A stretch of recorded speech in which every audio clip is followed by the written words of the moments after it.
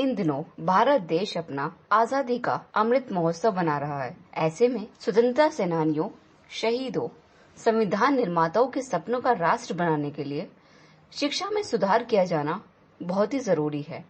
अभी हाल ही में 11 साल के 5वीं पास सोनू कुमार की प्रधानमंत्री नरेंद्र मोदी और बिहार के मुख्यमंत्री नीतीश कुमार जी से की हुई बातचीत की वीडियो इन दिनों बहुत ही वायरल हो रही है। इसमें सोनू कुमार की सोच से सब लोग सहमत हैं। एक होनहार भारत देश का भविष्य। सोनू कुमार का ऐसा मानना है कि दोनों शासक ईमानदार हैं और शिक्षा में सुधार ला सकते हैं, लेकिन आज शिक्षा की हालत बहुत ही ज्यादा खराब है। बिहार, जिसे लाइट ऑफ एशिया कहा जाता था, उस बिहार में सरकारी कॉलेज की हालत, सरकारी स्कूलों की हालत बद से भी बदतर है। गरीबी बहुत ज्यादा है और बच्चे जिन्हें देश का भविष्य कहा जाता है, उनका भविष्य तो एकदम अंधकार में है। नालंदा के नीमापुर गांव के रहने वाले सोनू कुमार ने बिहार की शिक्षा व्यवस्था की खामियों को बहुत ही बारीकी से समझा और वो चाहते हैं कि प्रधानमंत्री और मुख्यमंत्री शिक्षा की बर्बादी पर जल्द ही रोक लगाएं और शिक्षा को आगे बढ़ाने के लिए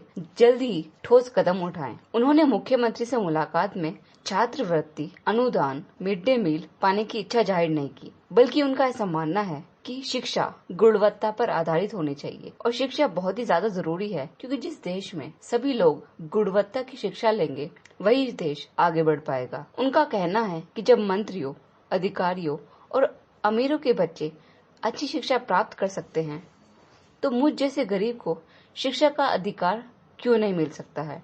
यहाँ मैं आपको बता दूं कि भारत का संविधान 14 साल तक के बच्चे को फ्री एंड फेयर एजुकेशन का अधिकार देता है, लेकिन क्या हमारे देश में हर 14 साल तक के बच्चे को फ्री और न्याय पर आधारित शिक्षा मिल पा रही है? सोनू कुमार अनजाने में संविधान में दिए गए इसी अनुच्छेद का सभी सत्ताधारी लोगों को याद दिला रहे हैं। ऐसे में उनका मानना है कि भारत में राष्ट्रीय शिक्षा नीति लागू करने का यही समय है। सरकार ने शिक्षा में सुधार के लिए हजारों सुझाव लिए हैं, उनमें सोनू का यह सुझाव भी शामिल करने योग्य है। हम आपको बता दें कि सोनू हालांकि तो अभी शिष्य हैं, लेकिन वो करीबन 30 छात्र छात्राओं को पढ़ाते हैं। उन बच्चों को जिन्हें पढ़ना नहीं आता, उन सभी बच्चों को वो अक्षर ज्ञान देते हैं। ऐसे बच्चों की आज भारत देश को जरूरत है, जो शिक्षा के लिए इतने ज्यादा जागरूक हो कि वो सरकार को भी हिला दें। बिहार में हुई शराबबंदी लागू है, लेकिन सोनू अपने पिता के उदाहरण पेश करते हैं, जो दही बेचते हैं और कुछ पैसे कमाकर उन पैसों से शराब पीते हैं और वो पैसे शराब में बर्बाद करते हैं। सोनू का कहना है कि उन्होंने कानून तो तोड़ा है और इसीलिए उन्हें कुछ दिन के लिए जेल भेज दिया जाए।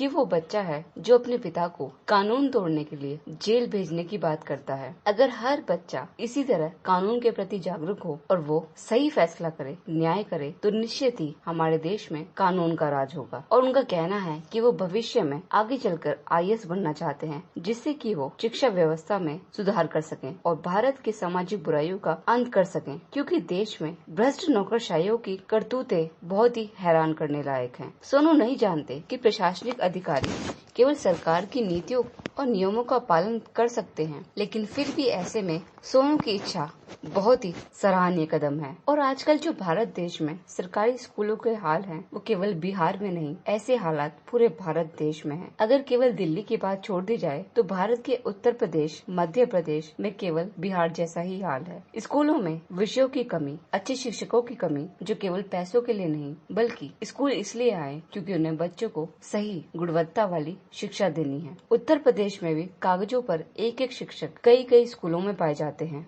और उन्हें बच्चों को पढ़ाने के अलावा और भी ढेरों काम दिए जाते हैं। ऐसी खबरें आई हैं कि असल में शिक्षक चंद पैसे देकर ठेके पर पढ़ाई का काम कराते हैं। अगर गुरु शिक्षा का ऐसे ही व्यापार करेंगे तो कैसे भारत देश तरक्की करेगा। और ऐसे में जिस इलाके में निजी व्यावसायिक स्कूल खोल दिए जाते हैं, वहाँ के सरकारी स्कूलों को बीमारी संस्था में बदल दिया जाता है। इन दिनों देश की आजादी का अमृत महोत्सव मनाया जा रहा है। ऐसे में भारत के सभी देशवासियों को और विशेष रूप से भारत देश के चलाने वाले जो सत्ता पर काबिज लोग हैं उन्हें यह सोचने की जरूरत है कि आज जिस आजादी का महोत्सव हम भारत देश में मना रहे हैं, उस आजादी के भारत में भारत का जो भविष्य है, जो बच्चे हैं, उनका भविष्य कहाँ छिपा हुआ है। आज शिक्षा पर बजट को बढ़ाने की जरूरत है। शिक्षा बहुत ही जरूरी है और ऐसे में शिक्षा को आगे बढ़ाने के लिए ठोस कदम जरूर उठाने चाहिए। सोनू जिस सरकारी स्कूल की व्यवस्था पर सवाल उठा रहे हैं वह केवल इकलौता स्कूल नहीं है। इन दिनों देश में लगभग 51,108 स्कूल बंद हो चुके हैं, जबकि निजी स्कूल दिन प्रतिदिन बढ़ते जा रहे हैं। और आप जानते हैं कि निजी स्कूल का मतलब है अपना व्यापार बढ़ाना, क्योंकि प्राइवेट स्कूल में इतनी ज्यादा फीस होती है, हर आम नागरिक अपने बच्चों को प्राइवेट स्कूल में नहीं पढ़ा सकता। इसलिए भारतीय संविधान ने सरकारी स्कूल और सरकारी कॉलेज की व्यवस्था की थी ताकि हर गरीब का बच्चा स्कूल कॉलेजों में पढ़ सके और आगे जाकर तरक्की कर सके। ऐसे में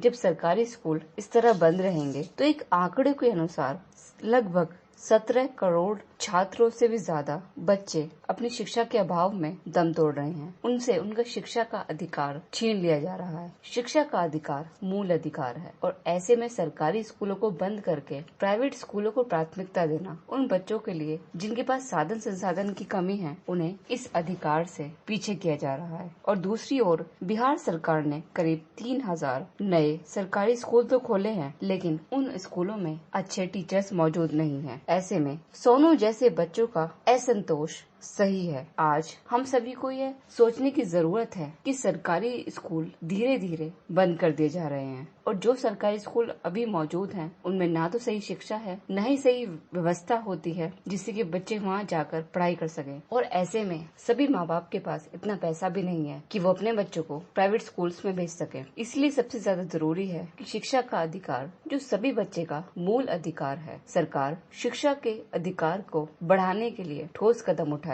और सरकारी स्कूलों में सही तरह से व्यवस्था की जाए ताकि वहाँ बच्चे अच्छी तरह से गुणवत्ता वाली शिक्षा ले सकें। और जितने भी सरकारी स्कूल बंद कर दिए गए हैं उन सभी सरकारी स्कूलों को दोबारा से खोला जाए और उनमें कुशल टीचर्स रखे जाए ताकि वो बच्चों को सही गुणवत्ता वाली शिक्षा दे सके, ताकि यही बच्चे जो आने वाले कल का भविष्य हैं, यही आगे चलकर इस देश की तस्वीर को सुधार सकते हैं।